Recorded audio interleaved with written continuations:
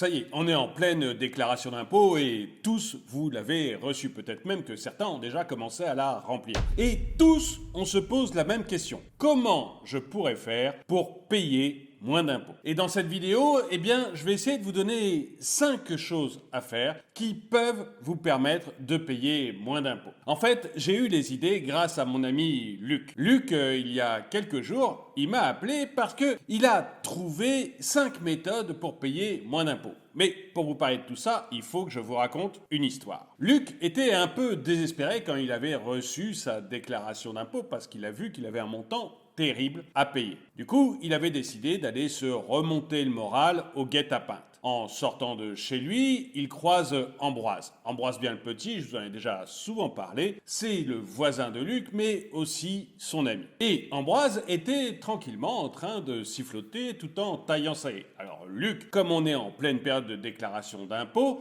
ne comprenait pas pourquoi Ambroise sifflotait. Et il est allé lui demander. Ambroise lui dit qu'il a beaucoup de chance parce qu'il a énormément d'enfants et ça lui permet d'économiser beaucoup en impôts. En fait, Ambroise, il peut réduire ses impôts de 61 € par collégien, 153 par lycéen et 183 € par étudiant. Donc déjà, c'est plutôt une bonne nouvelle. Également pour Luc, puisque lui, il a 2 lycéens. Mais Ambroise lui dit que ce n'est pas tout. Il a trouvé une technique fantastique pour économiser encore beaucoup plus d'argent. Un des enfants d'Ambroise est étudiant. Et en tant qu'étudiant, Ambroise lui donne régulièrement un peu d'argent. Et cette année, Ambroise a décidé de retirer son fils de sa fiche d'imposition. Luc lui dit, oui, non, mais c'est ridicule. Tu vas perdre une demi-part plus 183 €. Oui, lui dit Ambroise, mais j'y gagne beaucoup plus. En fait, l'enfant d'Ambroise, il déclare maintenant ses impôts de son côté. Et Ambroise, lui,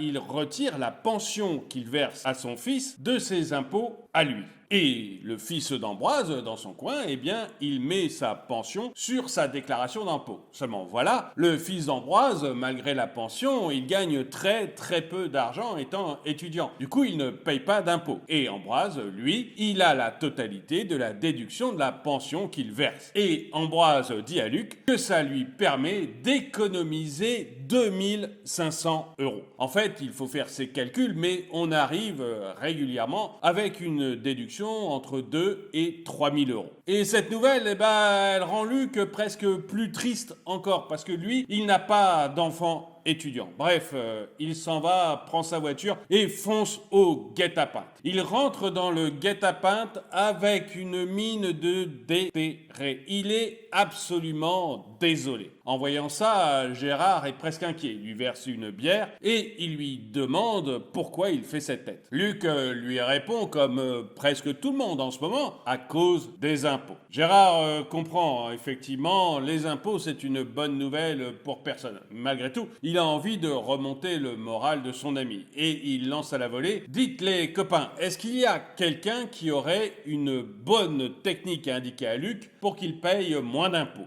Immédiatement, il y a 2 filles qui lèvent la main. Les 2 filles, c'est Elsa et Rose. C'est un couple lesbien. Quoi qu'il en soit, Elsa, elle travaille en tant que salariée dans un bureau et ça la barbe franchement. Rose, elle, a trouvé autre chose. En fait, elles arrosent les fleurs, elles n'ont qu'une seule idée en tête, c'est monter leur petite entreprise. Et Rose, eh bien, elle s'est mise à ouvrir une micro-entreprise de fleuriste. Bref, Elsa, elle, a un travail normal, classique de salarié. Rose, elle, a une micro-entreprise. Elsa et Rose disent à Luc qu'elles se sont pacsées l'année dernière, en 2022, mais que malgré tout, elles ont décidé de faire 2 déclarations séparées. En fait, quand les 2 conjoints ont des revenus très différents, un qui a un tout petit revenu et l'autre un très gros revenu, eh bien, il y a souvent intérêt à faire 2 déclarations séparées. Alors à ce moment-là, 2 clients se lèvent pour dire que c'est pas forcément vrai. Les clients, c'est Alonso Toilette qui est plombier et Aude Toilette qui travaille chez Sephora. Alonso et Aude, ils se sont mariés aussi l'année dernière en 2022. Et Alonso dit que lui, il a fait des calculs sur Internet à partir d'un simulateur. Je vous mets des liens dans la description si vous voulez utiliser les mêmes simulateurs que... Bref, ils ont fait des calculs sur Internet et ils se sont aperçus qu'il n'y avait aucun aucun intérêt pour eux de faire 2 déclarations séparées. Du coup, ils ont fait qu'une seule déclaration. En entendant tout ça, Luc, lui, lève les épaules. Ça fait plusieurs années qu'il est marié. Ce conseil ne lui est d'aucune utilité, dit-il. Gérard, lui, dans son coin, sourit un peu. En fait, il est très fier de lui, dit-il, parce que lui, il ne s'est jamais marié. Du coup, quand il rentre chez lui, eh bien, il n'a pas à retrouver une femme qui a le même âge que lui et qui, en plus, porte des bigoudis.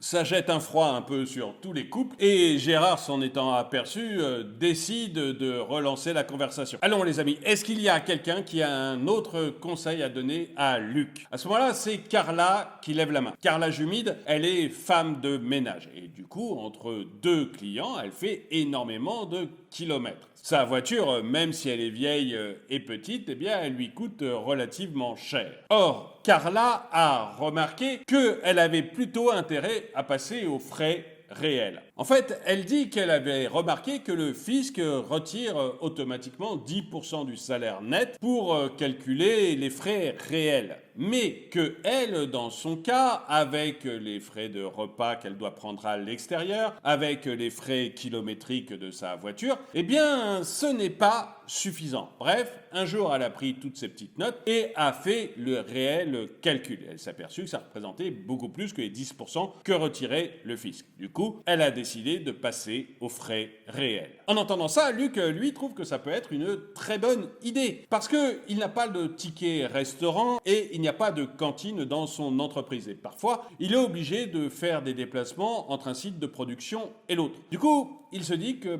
il y a peut-être des calculs à faire pour essayer d'économiser beaucoup d'argent par ce biais. Et pour remercier Carla de cette bonne idée, il offre une tournée générale à tout le monde. Comme tout le monde est là depuis assez longtemps, on peut dire que les têtes commencent à tourner. Et chacun se met quand même à réfléchir pour voir s'il n'a pas une idée à donner à Luc contre une nouvelle tournée générale. À ce moment-là, c'est Anne-Corinne qui lève la main. Anne-Corinne Petitgoutte, elle est patronne d'un hôtel-restaurant de bureau crassieux. Elle élève seule sa fille, Justine Petitgoutte.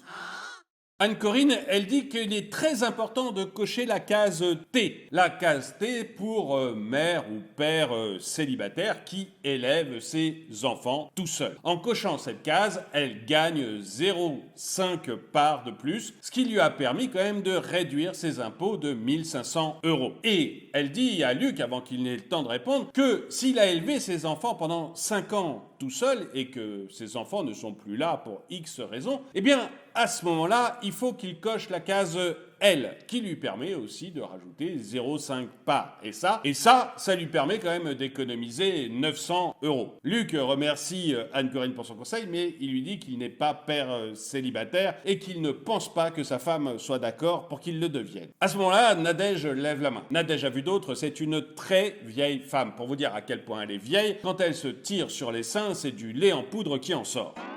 Bref, Nadège, à ce moment-là, lève la main et dit qu'elle a aussi un petit truc. Elle déclare les frais qu'elle dépense dans son EHPAD. Les retraités qui sont en EHPAD peuvent retirer tous les frais payés qu'ils ont dans cette EHPAD. En tout cas, jusqu'à 2 500 €. Et comme Nadège n'a pas une énorme retraite, comme la plupart des retraités, eh bien, finalement, elle n'a plus du tout d'impôts à payer. Là encore, Luc n'est pas sûr que ça s'applique à lui. Mais il remercie Nadège d'avoir participé. Bref, à la fin de la soirée, les pintes aidant, Luc est beaucoup plus positif sur son avenir et il rentre chez lui avec ses 5 conseils pour économiser beaucoup d'impôts. Mais vous, est-ce que vous avez également des conseils pour économiser des impôts? Est-ce que un des 5 conseils que je vous ai donnés reflète votre situation et vous sera utile? Dites-le moi dans les commentaires. Et le dicton du jour: si t'as pas d'amis, prends un fusil. Merci d'avoir regardé cette vidéo, mettez-lui un pouce vers le haut, commentez-la, partagez-la. Merci à tous ceux qui soutiennent la chaîne et je vous dis à très bientôt.